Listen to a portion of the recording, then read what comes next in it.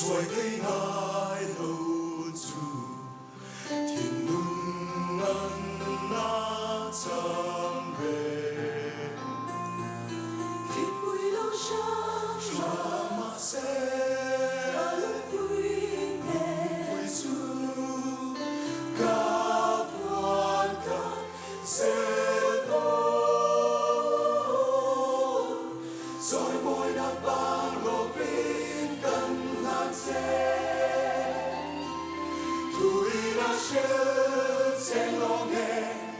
im mong ngay là rô quê chú im bình phật